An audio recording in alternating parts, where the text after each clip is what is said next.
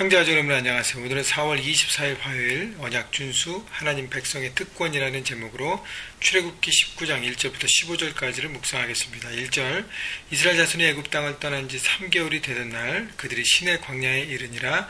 그들이 르비딤을 떠나 시내 광야에 이르러 그 광야에 장막을 치되 이스라엘이 거기 산 앞에 장막을 치니라. 자, 이스라엘 백성들이 출애굽한 후 3개월 만에 드디어 시내산 앞에 도착합니다. 여러분, 시내산은 어디죠? 모세가 하나님의 부르심을 처음 받은 곳이었어요. 양을 치다가 처음 받은 곳이 시내산 정상이었습니다. 자, 시내산에서 하나님의 부르심을 받고 사명을 받았어요. 그리고 애굽에 가서 하나님의 백성을 이끌고 다시 시내산 앞에 왔습니다. 사명을 이루고 사명을 완성하는 과정 가운데 하나님 앞에 다시 선 것입니다. 모세에게는 얼마나 감격이 있었을까? 여러분, 하나님께서 우리를 부르시는 그 현장, 말씀 묵상을 통해서 우리에게 임재하여 주시고 명령을 주시고 때로는 여러 가지 가르침을 주실 때 그것을 경험하고 느꼈던 그 자리들을 여러분 느낄 때 귀한 감동이 있는 것입니다. 모세에게 시내산은 하나님을 대면했던 곳, 하나님을 만났던 곳, 그것이기 때문에 여러분 우리가 매일매일 말씀을 묵상하면서 하나님과 대면하고 그 말씀을 듣고 주님 주시는 사명을 다시 한번 확인하고 나아가는 것이 얼마나 귀한 것인지 모릅니다. 3절 모세가 하나님 앞에 올라가니 여호와께서 산에서 그를 불러 말씀하시되 너는 이같이 야곱의 집에 말하고 이스라엘 자손들에게 말하라. 여러분 모세와 하나님과의 대화를 보면 굉장히 부러워요. 그죠? 모세는 하나님과 정말 친구처럼 대화했다고 성경이 얘기합니다. 하나님 앞에 이렇게 대화하는데요. 모세는 늘 하나님 앞에 말씀을 듣고 그 다음에 그 말씀대로 순종하는 인생이 바로 모세의 인생이었습니다. 먼저 앞서가지 않아서 항상 하나님의 말씀을 듣고 나갔습니다. 그래서 하나님이 어떤 마음으로 내 삶을 인도하시고 하나님이 어떤 마음으로 내게 주신 사명을 바라보시는지를 모세는 늘 들었습니다. 그래서 백성들 자기가 섬기는 삶의 현장에 나갈 때도 그냥 나가지 않고 하나님의 마음을 품고 그것을 가지고 나갔다는 것입니다. 그렇기 때문에 우리가 매일매일 말씀을 묵상을 통해서 하나님과 대면하고 그 말씀을 듣고 그 말씀을 따라가는 인생을 살아갈 때 모세 같은 하나님의 쓰임받는 인생이 되는 것이죠.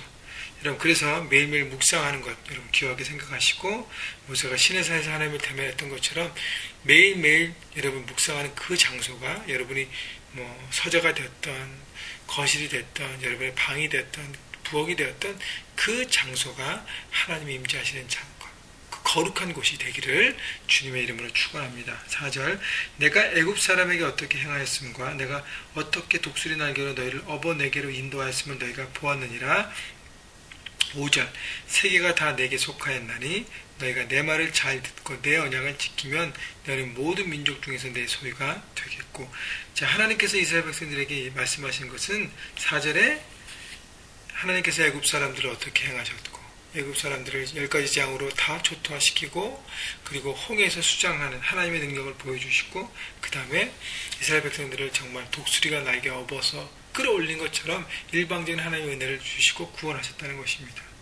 하나님의 은혜, 하나님의 구원을 기억하고 바라보라는 것이죠. 그 다음에 5절에 말씀하신 것은 하나님의 구원받은 백성으로 이제 해야 될 것은 하나님의 말과 언약을 지키는 하나님의 백성의 삶을 살아야 한다는 것이에요.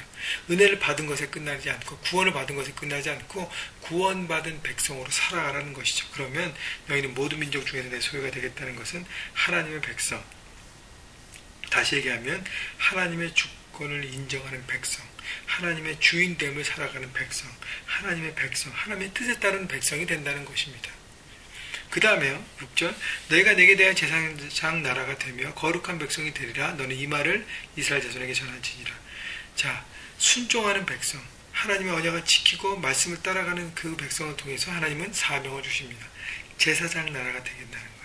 거룩한 백성이 된다는 것입니다. 구별된 백성, 온 세상을 품고 다스리고 섬기는 제사장 나라로서 이스라엘 백성들을 하나님 세워주신 것입니다. 똑같아요. 하나님 우리에게 구원을 주시고 십자가 통해서 우리의 죄를 사하시고 일방적으로 선물과 은혜를 주셨습니다. 그렇죠? 그 다음에는 하나님 말씀을 주세요. 말씀대로 그 기준대로 세상 가운데 살아가라. 그러면서 제사장 나라 역할로 그 삶의 영역, 너희 직장과 일터와 너희 가정의 제사장이 되어서 그것을 섬기라는 것이에요. 하나님의 뜻과 하나님의 마음으로 섬기라는 것.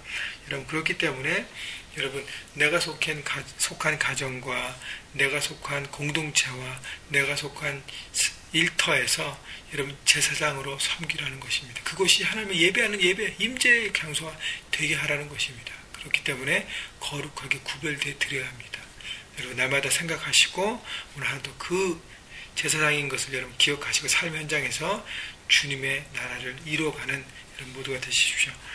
7절 모세가 내려와서 백성의 장로들을 불러 여호와께서 자기의 명령하신 그 모든 말씀을 그들 앞에 진술하니 백성이 일제히 응답하여 이르되 여호와께서 명령하신 대로 우리가 다 행하리이다. 모세가 백성의 말을 여호와께 전하매. 자, 이스라엘 백성이 뭐라고 응답했어요? 하나님 말씀하신 대로 우리가 다 행하리이다. 말씀대로 모두 행한다고 얘기했습니다. 내가 편한 것, 내가 하고 싶은 것만, 편한 것만 지키는 것이 아니라 내가 지키기 힘들지라도, 내가 지키기 불편할지라도, 많은 어려움과 힘든 어떤 프로세스가 있을지라도, 수고가 있을지라도 제가 지키겠습니다라고 이스라엘 백성들이 나아간 것이죠. 동일하게 우리도 나가야 합니다. 하나님, 제가 주께서 주신 말씀 모두를 지키겠습니다.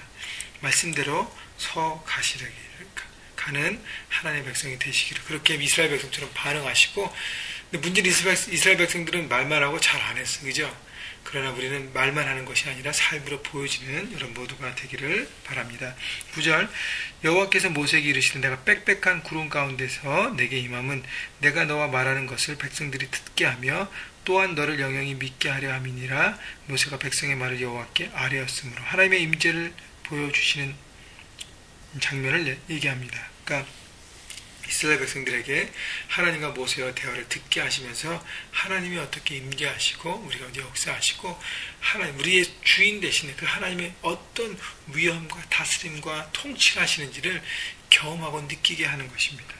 여러분, 하나님의 임재를 이렇게 우리는 사모해야 합니다. 예배와 묵상을 통해서 삶 현장에서 하나님의 임재를 사모하십시오.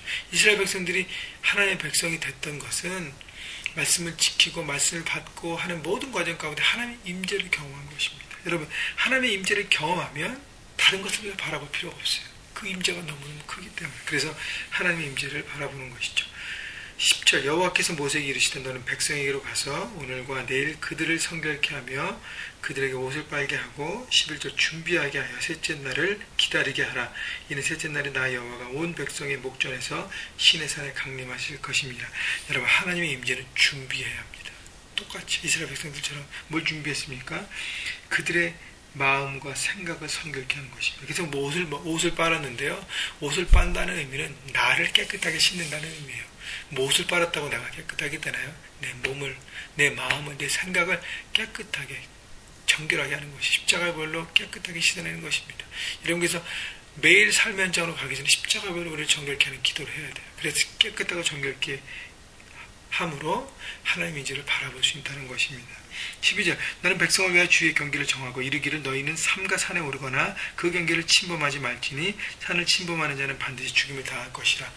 경계를 치고 백성들은 그 이상 못 올라오겠습니다. 왜냐하면 하나님과 인간의 사이에는 그 선이 있다는 것이죠.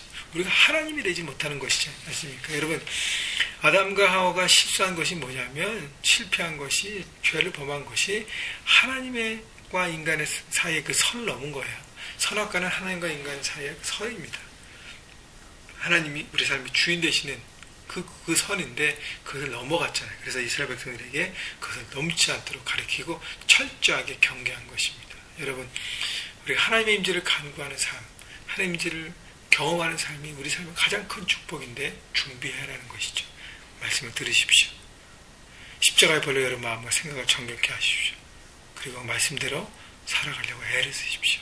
성령님을 여러분 삶 가운데 초청하십시오. 그러면 하나님께서 삶 가운데 임재하여 주시고 말씀하여 주시고 그것 가운데 하나님의 나라가 되게 하고 주께서 다스리실 것입니다. 하나님께서 여러분의 삶의 현장을 다스리시도록 내어드리고 순종하고 따라가시면서 하나님의 제사장으로 여러분 삶의 영역을 변화시키고 섬기시는 하나님 나라를 이루시는 여러분 모두가 되시기를 다시 한번 주님의 이름으로 축복합니다.